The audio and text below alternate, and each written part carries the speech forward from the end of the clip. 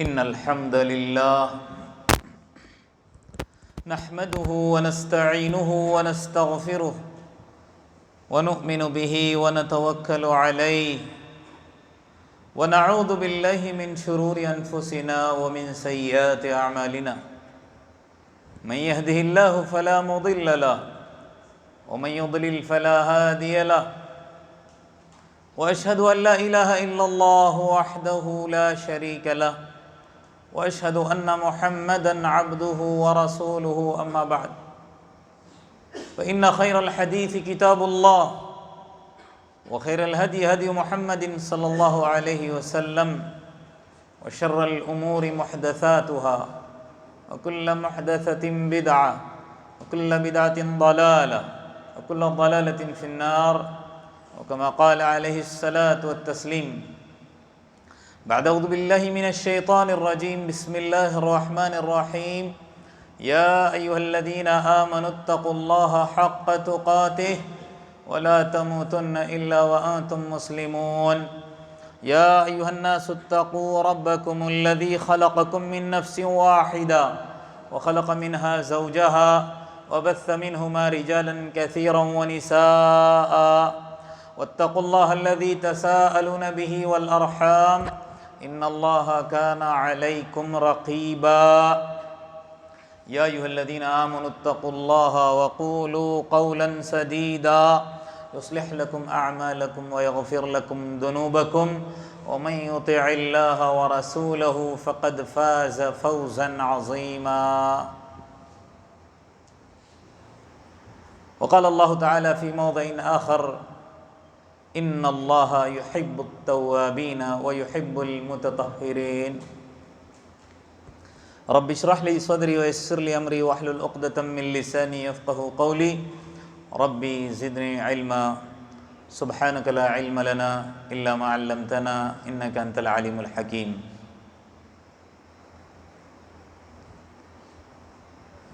حاضرین جمعہ، اسلامی ماؤں اور بہنوں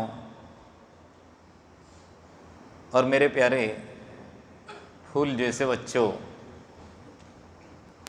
تمام قسم کی بزرگی، بڑائی، حمد، ثنا، مجد، شان، شوکت، عظمت صرف اور صرف ایک اللہ وحدہ لا شریک کے لیے ہی لائق اور زیبا ہے۔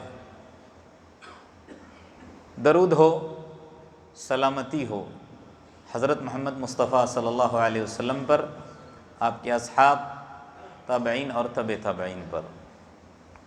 مختصر سی حمد اور صلاح کے بعد میں نے آپ لوگوں کے سامنے قرآن پاک کی سورۃ البقرہ ہی کی ایک آیت تلاوت کی ہے جس کے دو پہلو ہیں۔ اس آیت کریمہ کے دو پہلو ہیں، جس میں اللہ تبارک و تعالیٰ فرماتا ہے کہ اللہ تبارک و تعالیٰ توبہ کرنے والوں کو پسند کرتا ہے اور پاک صاف ستھرا رہنے والوں سے محبت کرتا ہے۔ تو پہلے پہلو پر نہیں بلکہ آج آپ کے سامنے دوسرا جو پہلو ہے اس پر بات کی جائے گی، کیونکہ جو پہلا پہلو اس سے پہلے آپ کے سامنے مذاکرے میں آ چکا ہے، آج ارادہ ہوا کہ دوسرے پہلو پر گفتگو کی جائے۔ اسلام نے انسان کو اخلاق، تہذیب، عادات، جینے کا ڈھنگ، سلیقہ، طور طریقہ اس سے آشنا کیا ہے۔ معاشرے کے اندر انسان کس طرح رہے، میرے اور آپ کی صحت کیسے محفوظ ہو، اس کے تعلق سے بھی اسلام نے مجھ کو اور آپ کو بہت بہترین طریقے سے سمجھایا ہے۔ انسان جس کی فطرت کے اندر ہی اللہ تبارک و تعالیٰ نے صفائی اور ستھرائی کو ودیعت فرمایا ہے۔ فطری طور پر انسان صاف اور پاک رہنا ہی پسند کرتا ہے، کوئی بھی گندا رہنا اور گندگی کو پسند نہیں کرتا، الا ہے کہ کوئی ایسا ہو جس کے اخلاق گھٹیا ہوں، گرا ہوا انسان ہو، یا گندگی کے اندر پڑا ہو اور گندگی کو ہی پسند کرتا ہو، ورنہ انسان کی فطرت پاکیزہ ہے اور پاکیزگی کو ہی پسند کرتی ہے۔ اور اسلام ایک دین فطرت ہے، لہٰذا ہماری اس فطرت کا اسلام نے بہت اچھا لحاظ رکھا ہے۔ وہ کیسے؟ جو آیت میں نے ابھی آپ لوگوں کے سامنے تلاوت کی، اللہ تبارک و تعالیٰ ایسے ہی افراد سے محبت رکھتا ہے جو صاف ستھرا رہنا پسند کرتے ہیں۔ متطہرین لوگوں کو ہی اللہ تبارک و تعالیٰ محبوب رکھتا ہے۔ اسلام نے یہیں پر بس نہیں کیا، بلکہ اس صفائی اور ستھرائی کا کنیکشن میرے اور آپ کے عقیدے اور ایمان کے ساتھ جوڑ دیا ہے۔ وہ کیسے؟ حدیث سنیے، اللہ کے رسول صلی اللہ علیہ وسلم کا فرمان ہے، الایمان بضع وسبعون شعبہ او بضع وستون، دو طرح کے الفاظ آئے ہیں، 70 سے زیادہ یا 60 سے کچھ زیادہ ایمان کے کیا ہیں؟ شعبے ہیں، ایمان کی شاخیں کہہ سکتے ہیں آپ۔ اور سب سے افضل یا اونچی یا پہلی شاخ کیا ہے؟ قول لا الہ الا اللہ، افضلها قول لا الہ الا اللہ، کہ اس اسلام کے اندر، ایمان کے اندر داخل ہونے کے لیے شرط کیا ہے؟ لا الہ الا اللہ کا اقرار، ایک اللہ کی وحدانیت اور اس کو معبود برحق سمجھنے کی انسان اپنے زبان سے اس کا اقرار کرنا ضروری ہے۔ آگے کیا فرمایا؟ وَإِمَاتَةُ الْأَذَىٰ عَنِ الطَّرِيقِ، کیسے دیکھیں ایمان سے جڑ جاتا ہے، راستے کی گندگی کو، تکلیف دہ چیز کو ہٹانا، یہ بھی ایمان کی شاخ ہے۔ لہٰذا اسلام نے مجھ کو اور آپ کو صاف ستھرا رہنے کے ساتھ ساتھ یہ صفائی ستھرائی کو کس کے ساتھ جوڑ دیا؟ ایمان کے ساتھ جوڑ دیا، میرے اور آپ کے عقیدے کے ساتھ جوڑ دیا۔ اور کہیں اللہ کے رسول صلی اللہ علیہ وسلم نے کیا فرمایا؟ الحیاء شعبۃ من الایمان، حیا یہ بھی ایمان کا ایک شعبہ ہی ہے، بتایا۔ لہٰذا اللہ کے رسول صلی اللہ علیہ وسلم نے ایک جگہ یوں بھی فرمایا ہے، الطہور شطر الایمان، پاکی آدھا ایمان ہے۔ پاکی کیا ہے؟ آدھا ایمان ہے، یعنی صاف ستھرا رہنا بھی ایک اعتبار سے ایمان کے مکمل کرنے کے شرائط میں سے ایک شرط ہے، آدھا ایمان قرار دیا۔ اور انسان جب اپنی پاکی اور صفائی ستھرائی کا، یا محلے کی یا گھر کی یا اپنی بستی کی صفائی ستھرائی کا خیال رکھتا ہے، تو ایک اعتبار سے اللہ تبارک و تعالیٰ کی اس کو رضا اور اللہ تبارک و تعالیٰ کی چاہت تو ملتی ہی ہے، آگے کیا ہوتا ہے؟ انسان کئی امراض سے، بیماریوں سے بھی بچ جاتا ہے۔ بعض دفعہ اپنے گھر کی پاکیزگی کی اس کو بڑی فکر رہتی ہے، لیکن اڑوس پڑوس میں یا راستے میں گندگی پھیلا دیتا ہے، لیکن جب بیماری پھیلتی ہے تو وہ وہیں پڑوس تک یا راستے کی حد تک نہیں رہتی ہے، پھر کوچ کرتے ہوئے اس کے گھر تک پہنچ جاتی ہے۔ لہٰذا اللہ کے رسول صلی اللہ علیہ وسلم نے کیا فرمایا؟ السواک مطہرہ، یہ مسواک بھی کرتا نا آدمی، اس سے منہ کی تو پاکیزگی ہوتی ہے، مرضات للرب، اور رب کی رضا کا بھی سبب ہے، ذریعہ ہے۔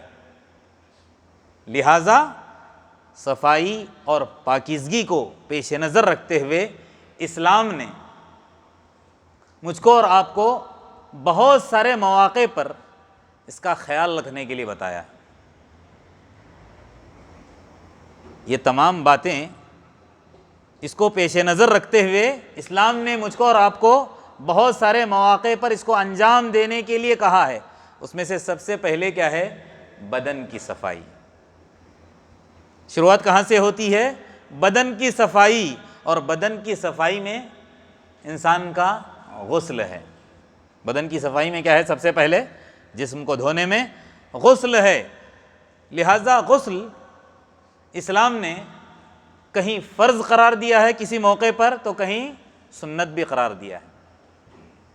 اب وہ کون سا موقع ہے جہاں پر غسل میرے لیے آپ کے لیے مستحب ہے، اور کون سا موقع ہے جہاں پر میرے لیے اور آپ کے لیے غسل فرض ہو جاتا ہے؟ آدمی محتلم ہو جاتا ہے، یا اپنی عورت سے ہم بستر ہوتا ہے، یا عورت حائضہ ہو جاتی ہے، جب اس کا خون رک جاتا ہے، یا نفاس کا خون جب اس کا رک جاتا ہے، تب غسل کرنا اس کے لیے کیا ہو جاتا ہے؟ واجب ہو جاتا ہے۔ ایسے مواقع پر احتلام سے پاکیزگی کے لیے، جنابت کے لیے غسل کو اسلام نے واجب اور فرض قرار دیا۔ دلیل کیا ہے؟ وَإِن كُنتُمْ جُنُبًا فَطَّهَّرُوا، اگر آپ جنوبی ہو، جنابت سے ہو، فَطَّهَّرُوا، پاکیزگی حاصل کر لو۔ کیا مراد ہے پاکیزہ رہنا؟ خالی منہ ہاتھ نہیں دھونا ہے، یہاں پر مراد غسل کرنا ہے۔ کہیں کیا فرمایا؟ فَاعْتَزِلُوا النِّسَاءَ فِي الْمَحِيضِ، حالت حیض میں عورتوں سے کنارہ کشی اختیار کرو۔ وَلَا تَقْرَبُوهُنَّ، ان کے پاس بھی مت جانا، حَتَّى يَطْهُرْنَ، یہاں تک کہ وہ پاک ہو جائیں، یعنی جب وہ پاک ہو جائیں غسل کر لیں تب جا کر۔ یعنی کیسی تاکید کی ہے کہ ایسی حالت میں اپنی عورت کے پاس مت جانا۔ مراد ایسا نہیں ہے کہ کھانا کھانے کے لیے نہیں جانا، اٹھنا بیٹھنا نہیں، بلکہ ہم بستری سے منع کیا گیا ہے۔ باقی اور تمام چیزیں، اٹھنا بیٹھنا رہن سہن، اس سے منع نہیں کیا گیا ہے۔ اس میں بھی ایک میرا اور آپ کا ہی فائدہ مضمر اور پوشیدہ ہے، ایک حکمت ہے اس کے اندر، بھلے نظر نہیں آ رہی ہے، لیکن تحقیق کرنے والوں نے یہ کہا ہے کہ آدمی حالت حیض میں اپنی عورت سے ہم بستر ہوتا ہے تو کئی قسم کے امراض کا وہ شکار ہو جاتا ہے۔ آدمی اپنی ہوس کے لیے چلا بھی جائے، لیکن نقصان اس کا اپنی ذات کا ہوتا ہے۔ تو اسلام نے ہر مواقع پر انسان کی صحت کا بھی خیال رکھا ہے، اور اس کے ایمان کی حفاظت کا بھی خیال رکھا ہے۔ یہ فرض کے تعلق سے ہے۔ مستحب کب ہے؟ اللہ کے رسول صلی اللہ علیہ وسلم نے عیدین کے موقعوں پر غسل کیا ہے۔ ابن عمر رضی اللہ عنہما کے بارے میں آتا ہے، حدیث ہے، صحیح حدیث، کان یغتسل یوم الفطر قبل ان یغدو الی المصلی، عیدگاہ جانے سے پہلے نہا دھو کے صاف ستھرا ہو کر اچھے صاف لباس پہن کے عطر وغیرہ لگا کے عیدگاہ کی طرف جاتے تھے۔ اور جمعے کے غسل کے تعلق سے تو یہاں تک کہ تاکید سے کہا اللہ کے رسول صلی اللہ علیہ وسلم نے، حق اللہ ہی کہا، اللہ کا حق ہے۔ کیا حق ہے؟ علی کل مسلم، ہر مسلمان کے اوپر، ہر مسلمان کے اوپر اللہ کا حق یہ ہے ان یغتسل فی کل سبعہ، ہفتے میں ایک دفعہ تو ضرور نہا لے۔ اور اس میں کیا کہا؟ یغسل رأسہ وجسدہ، اچھی طرح اپنے سر کو گھس کر کے دھوئے اور اپنے بدن کو بھی رگڑ رگڑ کے صاف کرے۔ رأسہ اور جسدہ کا لفظ کیوں آیا ہے؟ کہ یہاں پر سر کے اندر اور بدن کے اندر کہیں ہمارے میل کچیل باقی نہ رہے، اچھی طرح سے نہا دھو لے۔ کہیں یہاں پر تاکید کرتے ہوئے اللہ کے رسول صلی اللہ علیہ وسلم نے یوں بھی فرمایا، بخاری کی روایت ہے، اذا جاء احدکم الجمعہ فلیغتسل، تم میں کا کوئی بھی انسان جمعہ کے لیے مسجد آئے تو کیا کرے؟ غسل کر لے، غسل کر کے نہا دھو کر آ لے۔ اچھا، یہ تو ہو گیا زندہ لوگوں کے تعلق سے۔ ایک آدمی جو زندہ ہے، چل پھر رہا ہے، اس کو صفائی ستھرائی کے لیے غسل کرنا یہ بتا دیا۔ لیکن آدمی کا انتقال ہو جاتا ہے، وہاں پر بھی اللہ کے رسول صلی اللہ علیہ وسلم نے نہیں کہا کہ اٹھا کر ایسے اس کو دفن کر دو، بلکہ وہاں پر بھی اس کو نہلا دھلا کر صاف ستھرا کر کے جا کر اس کی تدفین۔ ایک شخص اللہ کے رسول صلی اللہ علیہ وسلم کے ساتھ حج کے موقع پر حالت احرام میں تھا، اس کی اونٹنی نے اس کو مار کر گرا دیا۔ جیسے وہ گر گیا اس کا انتقال ہو گیا، تو اللہ کے رسول صلی اللہ علیہ وسلم نے جو سب سے پہلی بات اپنے ساتھیوں صحابہ سے کہا، اغسلوہ، کیا فرمایا؟ اس کو نہلاؤ، بماء، پانی سے، وسدر، بیری کے پتے سے۔ پھر آگے کیا فرمایا؟ وکفنوہ فی ثوبین، اس کے جو دو چادر ہیں اسی دو چادروں کے اندر ہی اس کو کفنا دو۔ لہٰذا صفائی خالی زندوں کے لیے ہی نہیں ہے، اگر آدمی کا انتقال ہو جاتا ہے تو بھی اس کو نہلانا دھلانا یہ ضروری ہے، لازم ہے۔ اللہ کے رسول صلی اللہ علیہ وسلم نے اس کا تاکیدی حکم دیا ہے۔ ایک تو ہو گیا غسل، دوسرے صفائی میں وضو ہے۔ اسلام نے جو اہم عبادت مسلمان ہونے کے بعد نماز جس کو ہم کہتے ہیں، اول شیء ہے، اول فریضہ ہے اسلام کے بعد، کلمہ لا الہ الا اللہ کے اقرار کے بعد جس چیز کو میرے اور آپ کے اوپر لاگو کیا گیا ہے وہ کیا ہے؟ نماز ہے۔ لیکن نماز کی صحت کے لیے بھی، نماز کے صحیح ہونے کے لیے بھی بدن کا پاک ہونا، کپڑے کا پاک ہونا، جائے نماز یعنی مراد وہاں پر مصلی نہیں ہے، وہ جگہ جہاں پر میں اور آپ نماز پڑھتے ہیں اس کا بھی صاف ستھرا ہونا ضروری ہے۔ اسی طرح نماز کی صحت کے لیے وضو بھی ضروری ہے۔ کیا اللہ کے رسول صلی اللہ علیہ وسلم نے فرمایا لا يقبل اللہ صلاۃ احدکم اذا احدث حتى يتوضا، تم میں کا کوئی بھی انسان اس کی نماز اس وقت تک درست نہیں ہوگی، اللہ تبارک و تعالیٰ اس کی نماز کو قبول نہیں کرے گا اگر وہ محدث ہو جائے۔ کیا مطلب؟ اس کا وضو ٹوٹ جائے، یہاں تک کہ وہ وضو نہ کر لے جب تک اس کی نماز درست نہیں ہے، یعنی بے وضو کی نماز نہیں ہوتی۔ اور یہ وضو کیا ہے؟ وضو بھی طہارت کا ہی ایک طریقہ کار ہے۔ وضو کے اندر ہم کیا کرتے ہیں؟ چہرے کو دھوتے ہیں، ہاتھ کو دھوتے ہیں، پیر کو دھوتے ہیں، ہے کہ نہیں؟ یہ تین چیزیں اچھی طرح سے ہم دھوتے ہیں، اور اس میں ایک فائدہ اور مضمر ہے اور پوشیدہ ہے۔ ایک تو میل کچیل تو صاف ہو جاتا ہے، دوسرے اللہ کے رسول صلی اللہ علیہ وسلم نے جو کہا بہت بڑی فضیلت ہے کہ میرے اور آپ کے صغیرہ گناہ دھل جاتے ہیں۔ ہمارے اعضاء جو وضو کے جہاں سے پانی ٹپکتا ہے، اس پانی کے ٹپکنے کے ساتھ ساتھ ہمارے گناہ جو صغیرہ ہوتے ہیں وہ جھڑتے رہتے ہیں، وہ گرتے رہتے ہیں۔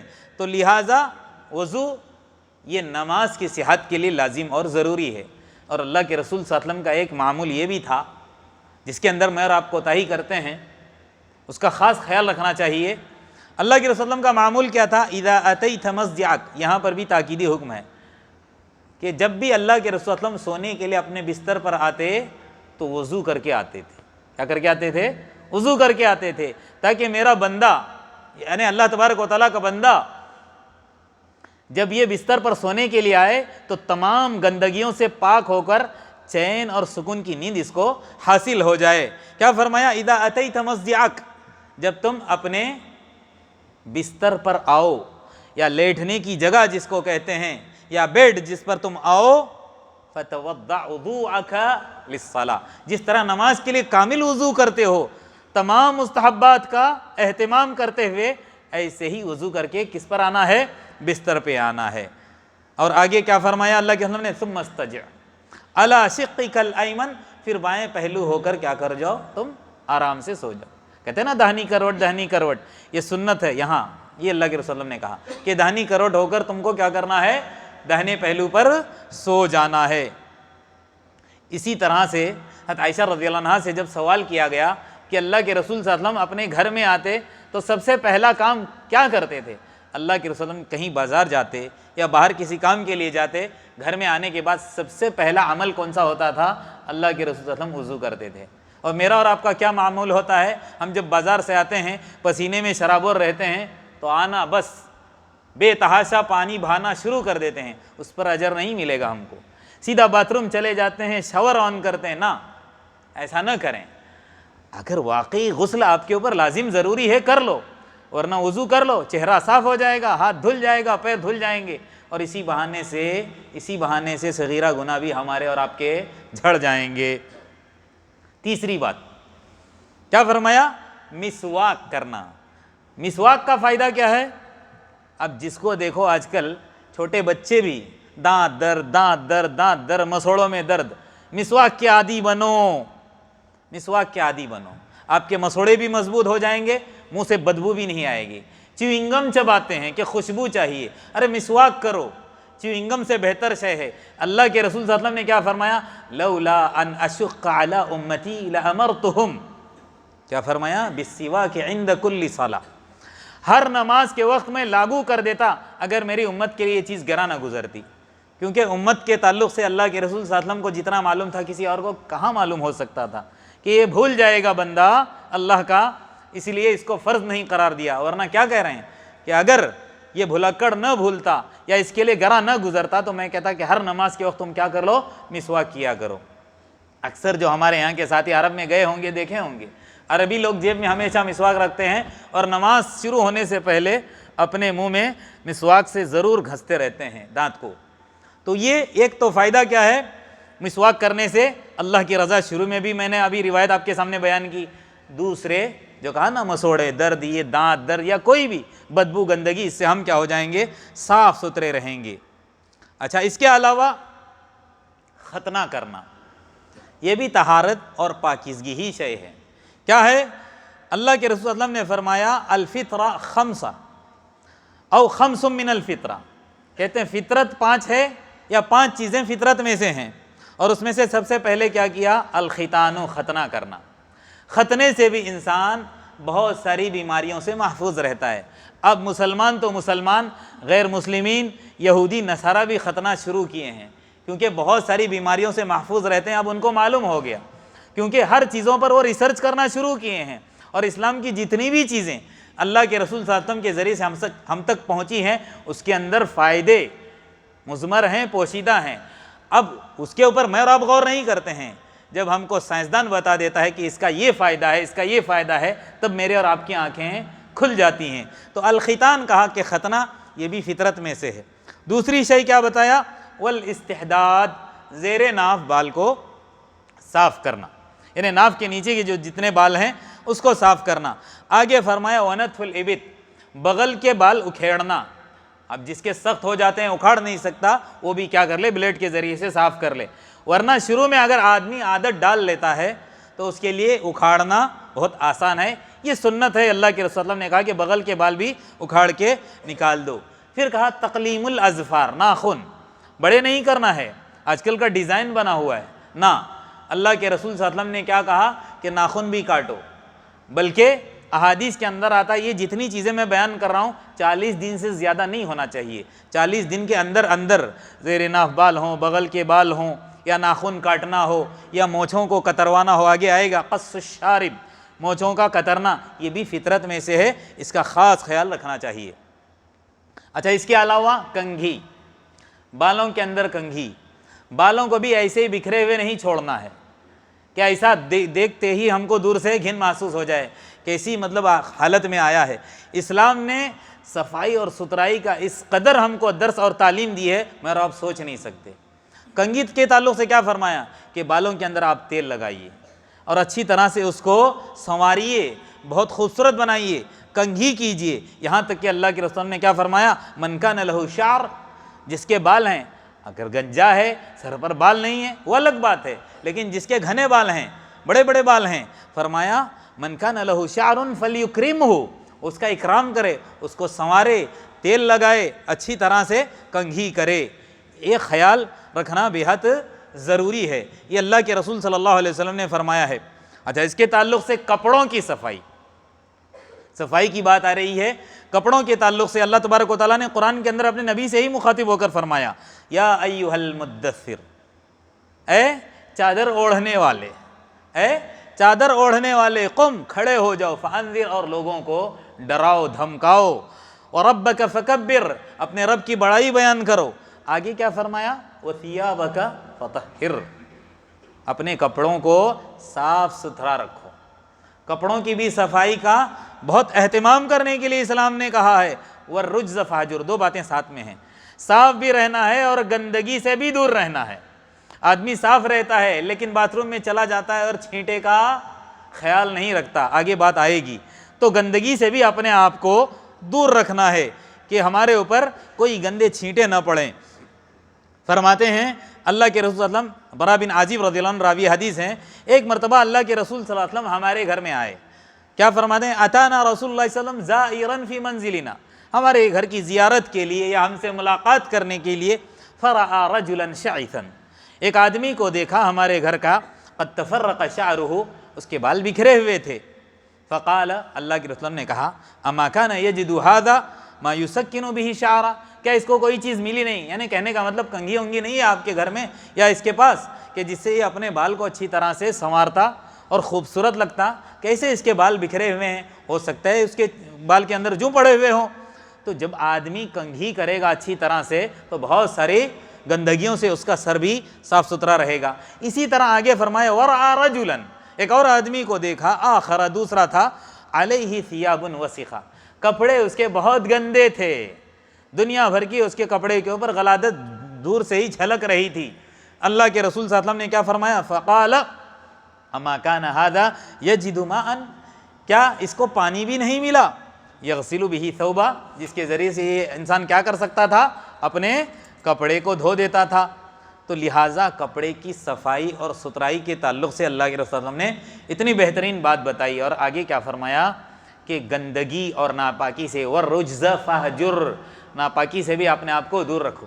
اللہ کے رسول صلی اللہ علیہ وسلم ایک مرتبہ ایک قبر کے پاس سے گزر رہے تھے، دو قبروں کے پاس سے جب گزر ہوا تو اللہ کے رسول صلی اللہ علیہ وسلم نے کہا انہما، دو قبریں تھیں وہاں پر، انہما لیعذبان وما یعذبان فی کبیر، یہ دونوں قبروں کے اندر جو آدمی مدفون ہے ان دونوں کو عذاب ہو رہا ہے۔ اللہ کے رسول صلی اللہ علیہ وسلم نے اپنے ساتھیوں سے کہا، ایک معجزہ تھا اللہ کے رسول صلی اللہ علیہ وسلم کے ساتھ، تو کہا کہ اس کے اندر عذاب ہو رہا ہے، وما یعذبان فی کبیر، کوئی بڑی بات نہیں ہے کہ جس کی وجہ سے ان کو عذاب دیا جا رہا ہو، کہ یہ مشرک ہوں، یہ کافر ہوں، کون سی بات کہ جس کی وجہ سے ان کو عذاب دیا جا رہا؟ کہا اما ھذا، جہاں تک ایک آدمی ہے فکان لا یستتر من بولی، یہ پیشاب کے قطروں سے نہیں بچتا تھا۔ اب ہم صاف ستھرے کپڑے ہیں، باتھ روم میں جا کر اگر ہم پیشاب کے لیے چلے گئے اور پھر اس کے بعد بعض دفعہ آدمی خیال نہیں رکھتا اس کا، چھینٹے اڑ گئے تو یہ بہت نقصان دہ ثابت ہوگا میرے لیے اور آپ کے لیے۔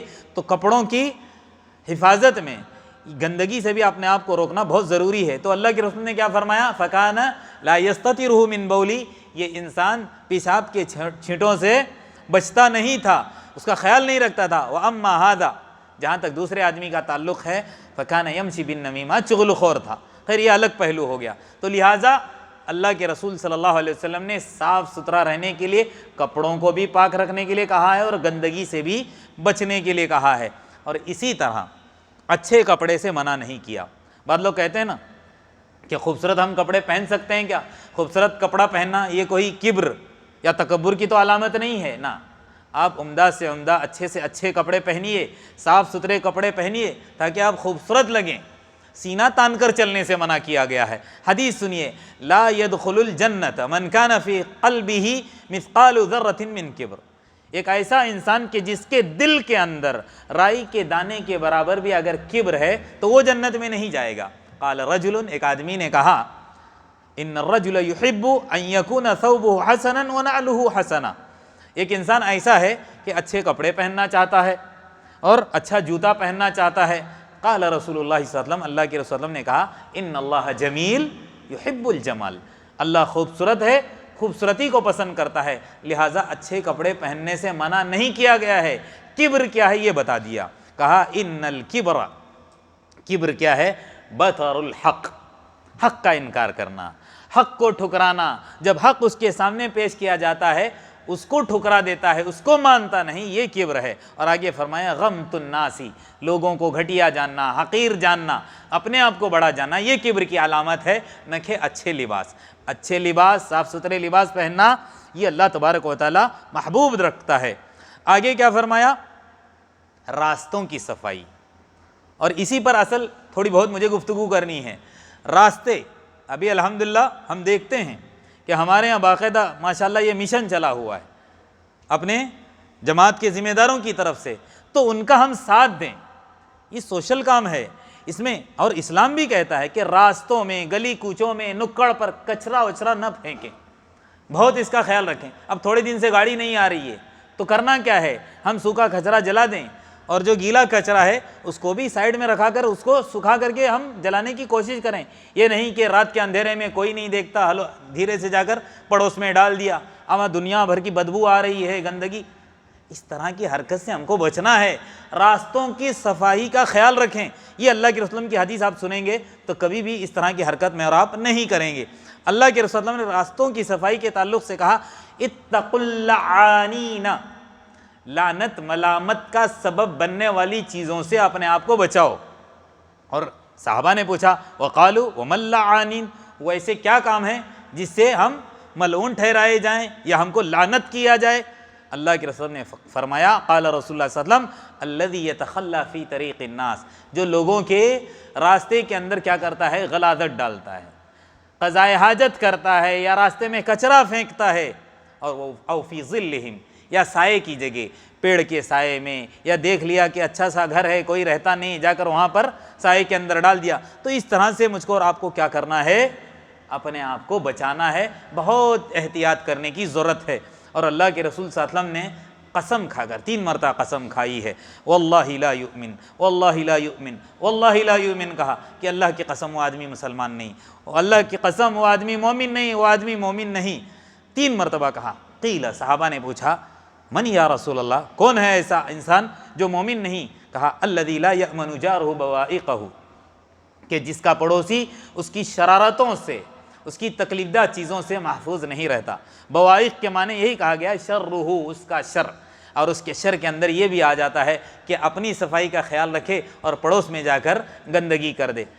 ایسے جو جس گھر کے اندر لوگ آباد رہتے ہیں وہاں پر ہمت نہیں کرتا، لیکن لوگوں کے بہت سارے پلاٹ ایسے پڑے رہتے ہیں، جا کر دیتے ہیں خالی پلاٹ پڑا ہے، پھینک دیا، دھیرے سے تھیلی پھینک دیا اور چل دیا گاڑی مار کے۔ نہ، اس میں بہت زیادہ ہم کو، کیونکہ ہم کو اللہ تبارک و تعالیٰ کے سامنے کھڑے ہونا ہے، ہماری پیشی ہونی ہے، وہاں کیا جواب دیں گے؟ تو لہٰذا اللہ کے رسول نے کہا کہ وہ مومن نہیں ہو سکتا جس کا پڑوسی اس کی شرارتوں سے محفوظ نہ رہے۔ آخری بات مساجد کے تعلق سے، مساجد کی صفائی۔ دیکھیے مساجد کی صفائی میں سب سے پہلی بات اس کو دھیان میں رکھیں، اللہ تبارک و تعالیٰ قرآن کے اندر کیا فرماتا ہے؟ وَأَنَّ الْمَسَاجِدَ لِلَّهِ فَلَا تَدْعُوا مَعَ اللَّهِ أَحَدًا۔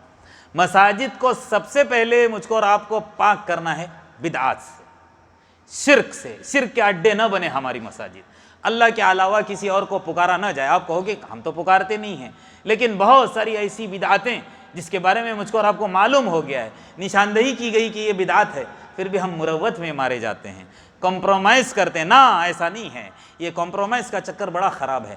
کل اللہ کے سامنے ہم کیا لوگوں کو خوش کرنے کے لیے اللہ کو ناراض کریں؟ لا طاعۃ لمخلوق فی معصیۃ الخالق، اللہ کی معصیت میں لوگوں کی اطاعت بالکل نہیں ہے۔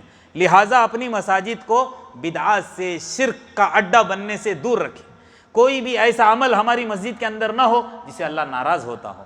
نہیں ہمارے بڑے ہیں، حضرت ہیں، چلو تھوڑا آپ کر لو، تھوڑا میں کر لوں، اس طرح سے نہ، حق ہے، نہ حق ہے، حق کو اپنانا ہے اور نہ حق سے اپنے آپ کو روکنا ہے، بچانا ہے۔